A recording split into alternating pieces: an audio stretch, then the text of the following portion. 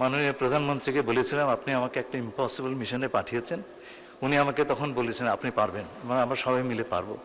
তার লিডারশিপে আমরা এই কাজটি করতে পেরেছি, এর জন্য আমি তাকে বিশেষভাবে ধন্যবাদ জানাই। আমরা সবাই অত্যন্ত আনন্দিত যে জাতিসংঘের প্রেসিডেন্সি পদ এখন বাংলাদেশের। এটি সত্যি একটি গৌরবের বিষয়।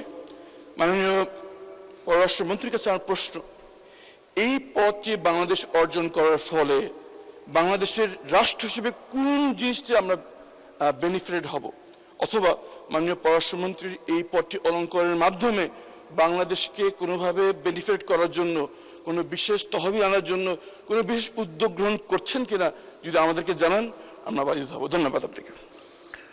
মাননীয় পররাষ্ট্রমন্ত্রী, প্রশ্ন এটা সম্পূরক হলো না, জলবায়ুর উপরে করে নাই, তবুও আপনি অন্য কোনো ক্ষেত্রে কিছু প্রাপ্তিযোগ্য হবে কিনা সেই সম্পর্কে উত্তর দিতে পারেন। মাননীয় স্পিকার, আপনাকে অসংখ্য ধন্যবাদ জানাচ্ছি আমাদের মাননীয় সাংসদকে, যিনি এই প্রশ্নটি উত্থাপন করেছেন। মাননীয় স্পিকার, আপনি জানেন জাতিসংঘে 193টি সদস্য রাষ্ট্র আছে এবং প্রতি বছর প্রেসিডেন্ট অফ জেনারেল অ্যাসেম্বলি একটি দেশ থেকে হয়। মাননীয় প্রধানমন্ত্রী যখন আমাকে এই পদের জন্য মনোনয়ন দিলেন, তো সেই সময় মাত্র পৃথিবীর 5টি দেশ দুবার এই পদটি অলঙ্করণ করেছিলেন এবং এশিয়া থেকে এই প্রথম।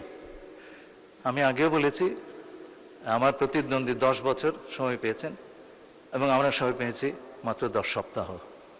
আমি মাননীয় প্রধানমন্ত্রীকে বলেছিলাম আপনি আমাকে একটা ইম্পসিবল মিশনে পাঠিয়েছেন।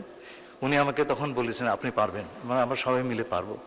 তার লিডারশিপে আমরা এই কাজটি করতে পেরেছি, এর জন্য আমি তাকে বিশেষভাবে ধন্যবাদ জানাই।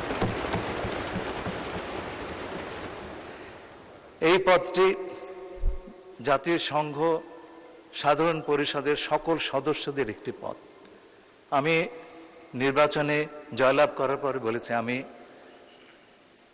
সকল দেশের প্রেসিডেন্ট হিসেবে আমি কাজ করব।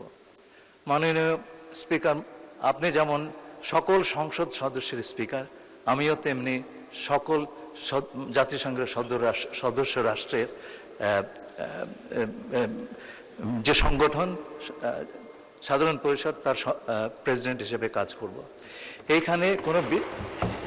এখানে কোনো বিশেষ দেশের জন্য কাজ করার স্কোপ কম, এটা আমি আপনাদের সবাইকে অনুরোধ করছি, এটা বিবেচনা করবেন।